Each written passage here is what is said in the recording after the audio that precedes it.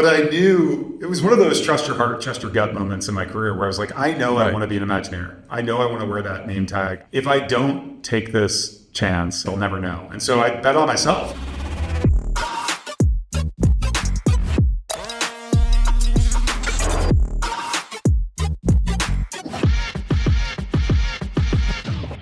Welcome back to This Could Work, the podcast where we celebrate creative risk-taking and the people shaping the future of brands. I'm your host, Will Trowbridge, the founder of the creative agency Saylor. Today on the podcast, we have Michael Hundgen. Michael started out with a finance degree and a love for entertainment, but made a last-minute pivot into television when he was hired as an on-location producer for the reality show Survivor. Next up was Disney Digital Network, where he and I actually worked together, building Disney's digital brands and audiences. He eventually pivoted to Disney Imagineering, now serving as Vice President of Creative at Walt Disney World, where he leads production on experiences throughout the parks, from the upcoming Cars Land at Magic Kingdom to the recent revamps at Epcot. Michael Hundgen, welcome to This Could Work. So happy you're here. Will, it's great to see you. I'm thrilled to be with you, reunited yet again. Well, I wrote down one question for you, and it was, what's it like having everyone's dream job? I literally have nothing else. I just want to talk about solely, obviously, your job today and how you got there, because it's just an amazing, amazing story. But first and foremost, tell everyone what you do for a living. Yeah, so it is a dream job. I am the executive producer for all of our projects at Walt Disney Imagineering that take place in Walt Disney World. So we've got 4 theme parks, we've got water parks, we've got massive Disney Springs, retail, dining, entertainment. We've got more than 25 different resorts and hotels at Walt Disney World. We've got it all. And so we are I get to lead part of the Imagineering team that is working on all the new development, so all the new attractions and experiences, as well as partnering with our maintenance and facilities teams to keep the ones that are already open looking great and at the highest show quality. So I've got like a traditional like film type of or television type of relationship. There's a producer and a creative director pair that oversee all that. So I partner with Chris Beatty, who had led development on Galaxy's Edge, Star Wars, Fantasyland projects. And we also have a project management team that actually has to figure out how to build the stuff. So Patrick is the lead of that. And so Patrick, Chris, and I are ostensibly the leaders of the development slate in Florida. It's a big job, but it's amazing, as you say. Yeah. Yeah. So in short, anything that happens at Walt Disney World funnels up likely to one of 3 of you, if not all 3 of you, when it comes to growth and creative within Walt Disney World. Yeah, we call it kind of a 3-legged stool. There's a component that is truly the creative thesis of what we want this thing to be it a new roller coaster, a new dark ride attraction, a massive new theatrical experience, and then that person pairs with the producing lead, which is me, to go bring that to life and to move that through our development system and then out into the field to actually be built and delivered to guests. And then we've got project management that thinks about budgets and schedule and contractors and what it takes to actually build the thing, which is no small task. So it's an incredible opportunity. Just given the scope of Walt Disney World, it's twice the size of Manhattan. There's a ton of development happening there right now.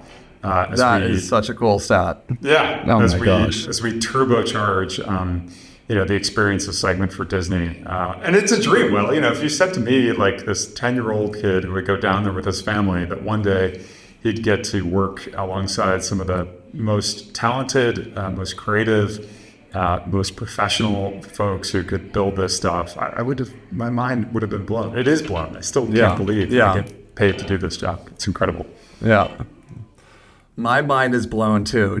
I'm trying to wrap my head around the decisions you make every day and your team makes every day, bringing Walt Disney World to life. It's just, what a cool gig. But you didn't go to college for Imagineering, right? My passion was always both television and Disney. I think that like everyone is born with those two passions. I know. That's Television and Disney. Yeah. From 2 years old onward.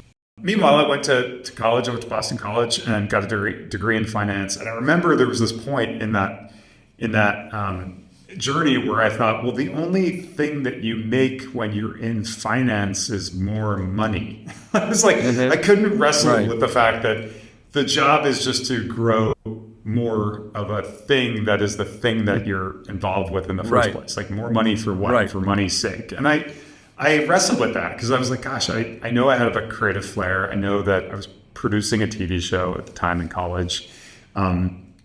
And I felt like I'm missing out on this creative streak that I had. And so I was about to be a senior, and I was all signed up for the GE Financial Management Program, which was the sort of storied accounting finance program that GE was running. And I remember my thought process being, well, great, if I get into that, GE owned NBC at the time, and I could go from finance at GE to NBC television.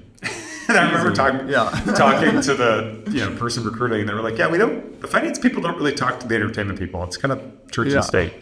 And at the 11th hour, I mentioned I was producing a TV show in college. We were actually producing a college version of Survivor. Alongside my RA, we created a version of the game at Boston College where we had 16 freshmen at last outplay each other for a semester, and I decided I don't want to play it, I want to shoot it and edit it. And I was doing nothing like that in my studies at all, but talk about like getting great hands-on training by doing it actually for real. And I wrote to CBS and I said, hey, we'd love to air this on the local network. This is like peak Survivor season 3, 4, 5. And they kindly rejected that. I got a cease and desist. Cease and desist from the legal folks at CBS, and they said, no, we're not letting you air this, given that we have a rights claim. And But what that led to was connections to actually get staffed on Survivor. So between my junior and senior year, I pivoted. I remember calling my parents, talk about taking a leap. I said to them, hey, I know I have this paid gig with GE in New York. It's going to pay me. They're going to put me up in New York City. But I just got a call from the challenges department on Survivor, and they want me to fly on my own dime to an undisclosed location. They won't tell me yet, to get paid a pretty minimus amount of money to go test challenges for the summer. And my parents both said, sounds insane. Doesn't feel like the best move, but we support you. And it was the single digit seasons. And I remember thinking back then, how long can this last? On the cusp of them debuting the 50th season of the show, which is wild. But, what I appreciated about that experience in that show is, it was very much kind of it was the first of its kind. It was very organic. My experience on the show was such that, we didn't mess with the contestants. They really tried to treat it like this is a game, and we respect that format of the game. And we are going to capture it as the best we can, what plays out, and then we'll create a coherent storyline on the back end. But personally, what I learned from that was, I was basically a production assistant. We would test challenges prior to the contestants actually doing it, so they could figure out, 1, is it fair, 2, the camera blocking, and 3, just to kind of get a feel of what the day would be like. And then in between time, you would end up in the art department. You would end up helping in with some of the post-production folks. And so I try to treat that time like a sponge. And I learned an important lesson for me during that, which was, the worst they could say is no. So I would ask, hey, can I go shadow the segment producers on an overnight in the jungle?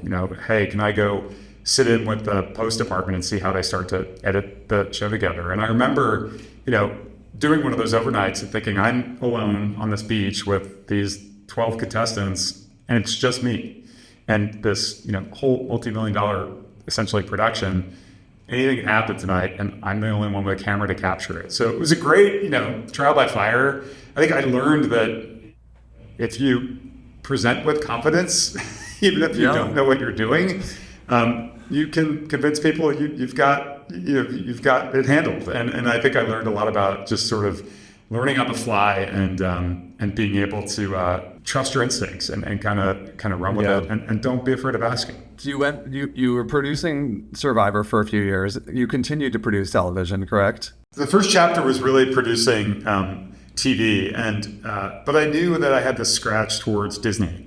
And ironically, I interviewed for a couple different jobs at Disney over the years. One was to work on our cruise line port operations team. Another one was to actually be an Adventure by Disney tour guide. And they were going to send me off to Ireland to go be a tour guide for families who would go on these guided vacations. And both didn't work out for one reason or another. And then finally, a gig came around that was sort of an opportunity to come into Disney in more of a entrepreneurial upstart type of way.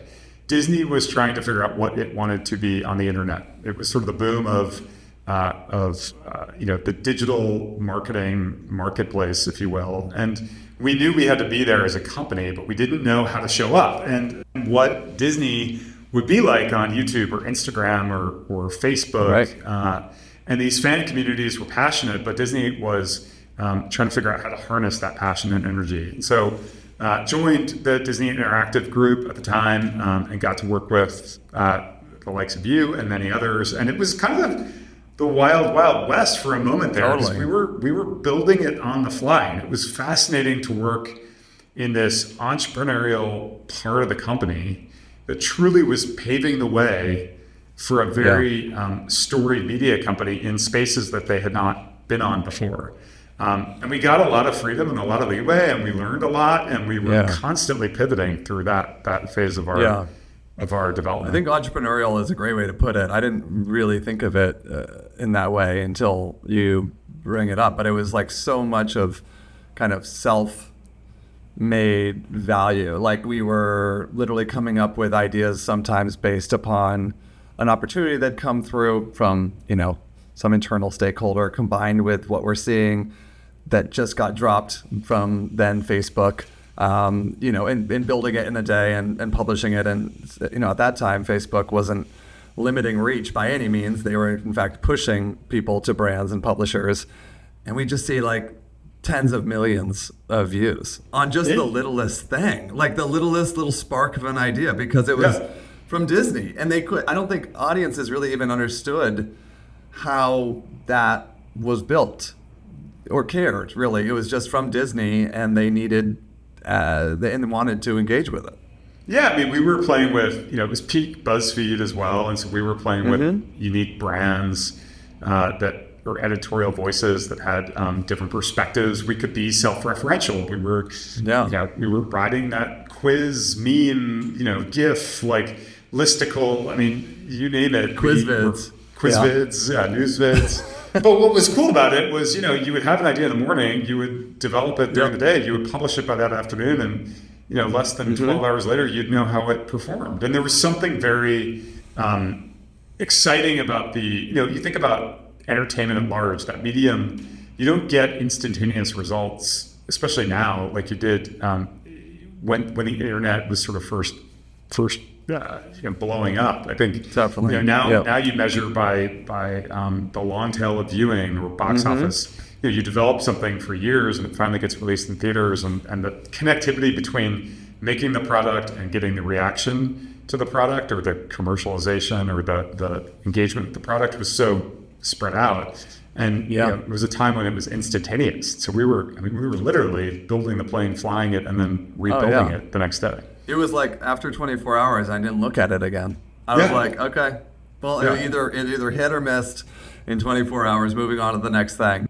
Yeah, it was back then it was very timeline driven. So you could sort of, drop something. You could take advantage of what was going on in the world at the time too. We would try to tap into the zeitgeist. And then I remember our phrase back in the day was like, let's win the internet today. We would wake up every day and say, let's win the internet today. What can we do to win the internet? Right. And we had a lot of fun. I think we allowed for Disney to have a voice that was a little bit more of the medium, of the internet. It was speaking to the consumer who was there, who was different from the consumer who was going to our phones or watching us on television or coming to our theme park. So it was a great, another moment where you had to be incredibly flexible, but also be really good brand stewards of this storied, these storied characters of franchises. It was really fun. Yeah, and I mean, everyone who worked there was a incredible Disney fan. So I think that there was a lot of trust also given because these people were carrying the brands on their backs. It's like no one wanted to take a swing and miss. Everyone wanted to do right by these characters, to do right by the brand, and ultimately understood the responsibility they had with telling these stories and making these things, and obviously like doing things for the first time for a 100-year-old company like Disney is no small feat. So it's just it was a unique time, I think, for sure. No, I look back on it super fondly. Yeah, I think our boss at the time, Mark Walker, would say that there's a couple times in your career where all the planets align. The team, the work, the sort of moment, the opportunity, and you're in it, and you don't, you have to appreciate it when you're in it because the planets get out of alignment again, and then they'll come back. If you can get 3, 4, 5 of those in a career, that's a pretty storied career. And that was definitely one of those moments where, the energy and the, I think it was the early days of really truly being authenticity permeating and resonating in a way that created virality. I think it was almost like, why do certain creators on YouTube work? It's because their authenticity shines through. And I think that group of people were so authentically in love with the brand, but also in tune with what the way of the internet was, right? And how you had to sort of modify your voice for that. Yeah, incredible curiosity for what's next and the ways to evolve these characters. Let's talk about Imagineering, because I remember when you jumped from the digital side of things to the physical, it was a big deal. And I remember thinking about it and being like, how did he pull that off? Like, where is the translation? Obviously, storytelling, audience that actually like the fandom carries through, but tell us about that. And I mean, you could have stayed on the digital side of things and and could be there today. I'm sure your work still impacts in so many ways the digital side of Disney's business, but how did you manage that creative risk and how did you think about it? And obviously it paid off, but walk us through kind of that whole process and how it came to be. Yeah, it was a big leap. I mean, I was interviewing for Imagineering roles over time before I even started at Disney in the first place. So almost 7-8 year long journey to get to Imagineering. To jump into Imagineering, I didn't have the experience as an Imagineer. I didn't have physical producing experience. I had television, digital, but physical is a whole new ballgame. You're talking about the languages you shift from editors and product folks on websites or camera folks and audio sound mixers in the field to engineers, architects, show systems, animatronics. I mean, it was just a different vocabulary. But the skill set of producing is the same. You rely on the same strategies, the same toolkit to be able to essentially, a producer, there's so many ways to describe it, but our job is to ensure that everybody else has the clarity, the focus, the resources, and the tools to go do their job really well. It's the ultimate generalist meets strategist meets developer in some ways. And so I knew I could do that part. I didn't know how to modify. What I didn't know was the language and the tools I would need to use to empower now a group of people to create a physical thing versus a digital or a media thing. But I had to take a step back in my career. I was an executive. I took a step back out of the executive ranks, and that was hard. I mean, it was a hard pivot because it had taken me a long time to grow into an executive role at Disney. But it was a Did you think about at the time? Were you weighing that? Was that on your mind? Were you actually like, maybe I should stay doing this, or because you had always had Imagineering in the back of your mind as the end goal, this was always the path, even, and that was in your head for maybe like a second, like how much was that weighing on you? I think I psychoanalyzed the decision probably more than anybody ought to. Yeah. But I knew it was one of those trust your heart, trust your gut moments in my career where I was like, I know I want to be an Imagineer. I know I want to wear that name tag. I know that I want to if I don't take this chance, I can always go back and jump back into television or digital. But if I don't have the chance, I'll never know. And so I bet on myself. Honestly, I was like, I think I will thrive once I get the vernacular, once I get my feet underneath me.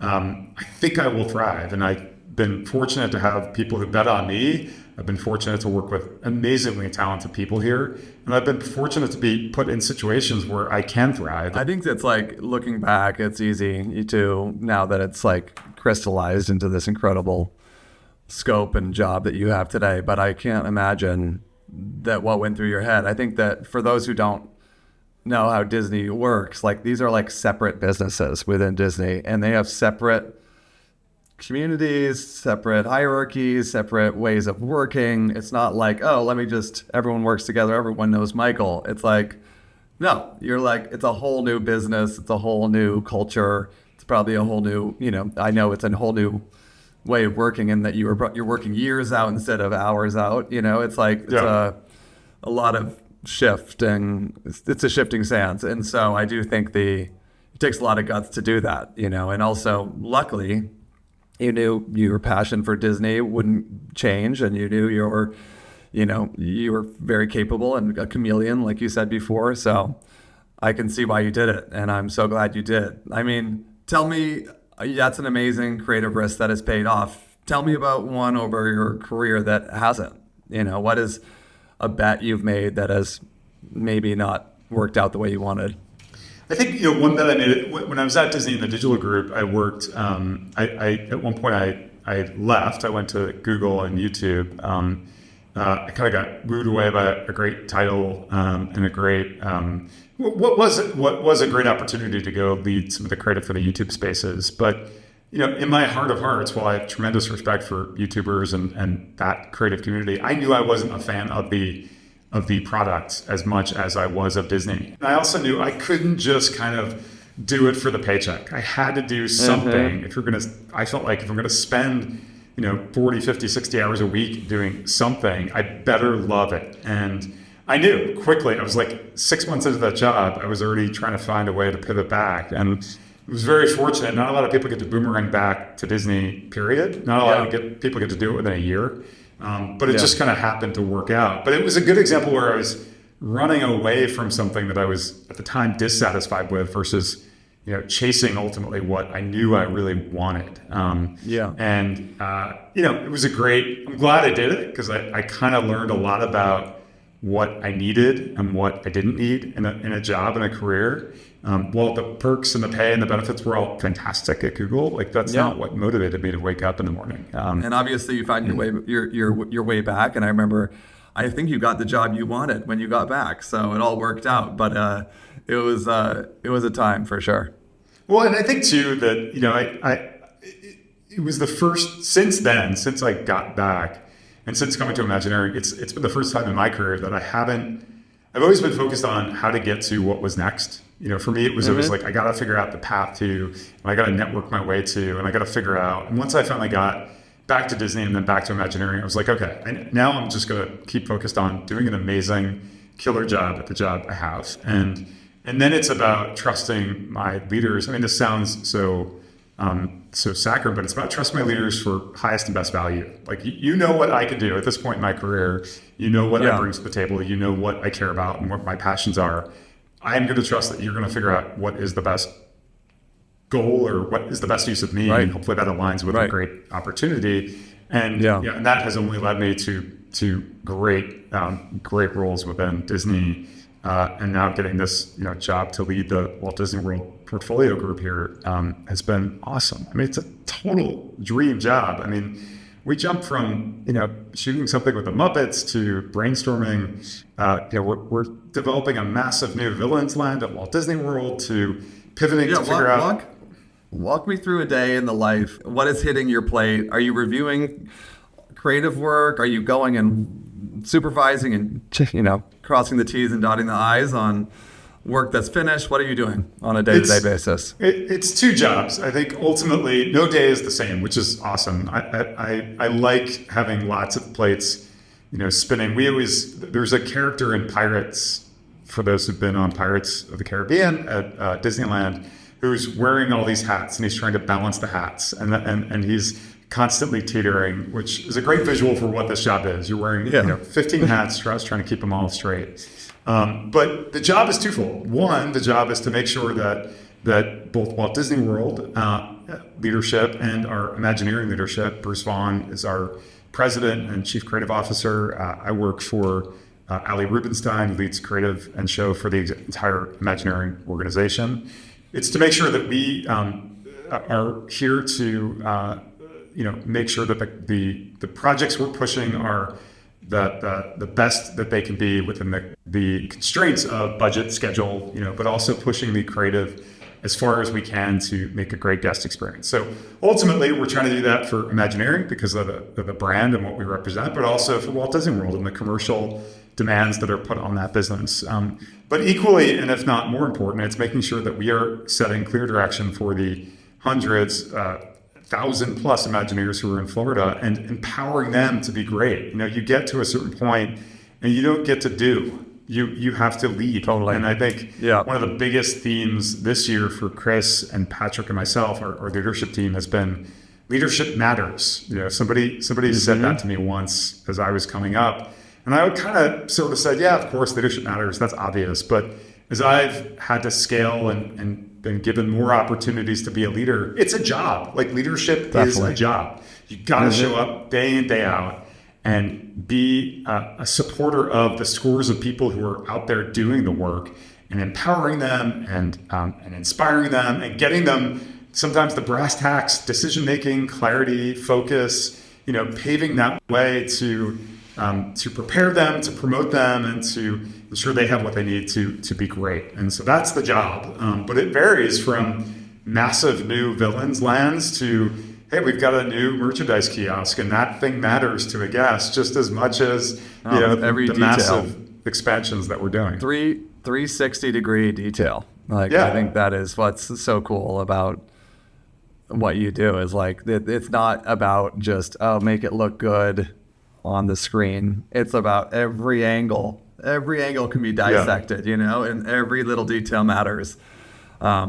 So the kind of thesis through, for your story is you're clearly a chameleon from we do linear television, you do digital, you're now doing experiential, I guess, so you can call it experiential, but all through story, right? And all through, trying to make it work in all forms.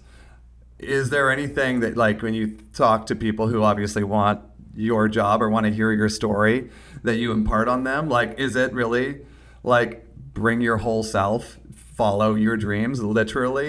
If you can think it, you can do it, the classic kind of idea, or is it something else?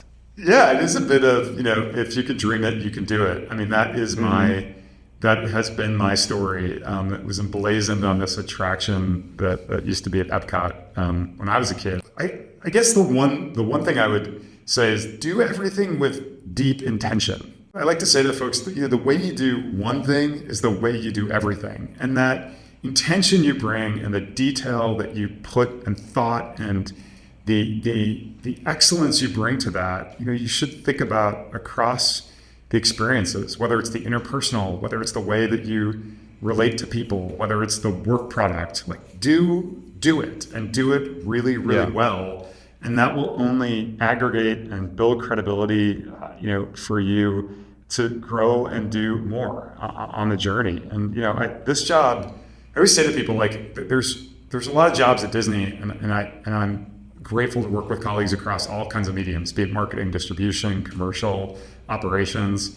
But there's few that are really what I like to say the core of the wand, the core of the wand of what makes Disney magic real. And Imagineering is definitely literally the core of that wand. And, for sure, with that comes great responsibility to get it right and to think about the people who have such deep passion for and reverence for this brand. And you owe it to them, those guests, to be great. And if I always say to people, if you're going to wear that, Imagineering habit here, if you're going to wear this name tag, right, that Imagineering name tag, you better do it with a level of pride and optimism and work ethic that warrants that you got to do it. I worked for it was a dream for so many years, and then I hustled for a lot of years to finally get it.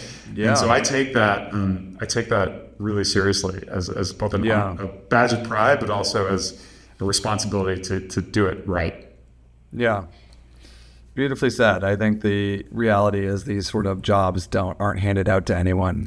I think that you need to realize that when you're in it, to understand the value and ultimately understand the opportunity that you have and capitalize on it. Go all in, and make the most of it. Because maybe to your point about Mark Walker and talking about those career moments, I feel like, you only had this opportunity once sometimes, and you got to make the most of it. So absolutely, really, really inspiring. Well, you've shouted out your team. Anything that we should keep an eye out on in the horizon? Anything that's exciting in your life or with the Walt Disney World coming soon? And anyone you want to call out? Yeah, I would just say, we've got amazingly talented teams at Imagineering across the board. Equally, we've got amazing partners on the Walt Disney World side that operationalize these things. You think about Walt Disney World is basically the size of a mid-sized city, right? I mean, it's the amount of people moving through there every single day, and the experience that they can create on the operation side is tremendous. But the next year ahead is chock full of awesome projects. We've got a new Muppets Rock and Roller Coaster update coming. We're doing a Soarin' over America for the 250th anniversary of the country. We're reopening some attractions with some new magic like Buzz Lightyear. We're bringing Bluey. I know probably your kid and my kids are excited to have Bluey come to the park. So we got a lot going on in Florida. But and then beyond that, we've got some really big ambitious projects from monsters to cars and villains. I mean, it's an incredible time to, number one, be an Imagineer, just with everything going on across the world, let alone Florida. And number two, to be a fan of our product and experiences. And I'm just so grateful to get to work alongside all these folks who literally make the magic. I mean, we call ourselves kind of magic makers for real. And so it's pretty tremendous. Well, Michael, thank you so much for joining us. This has been so great catching up, and it's just amazing to hear your story. And congrats on everything, man. It's super amazing. Thanks, Will. It's great to be here with you. This Could Work is a production of Saylor Creative Agency and hosted by Will Trowbridge, the CEO and founder. The show is executive produced by Ray Vada and produced and edited by Corey Lubowich. Subscribe wherever you get your podcasts.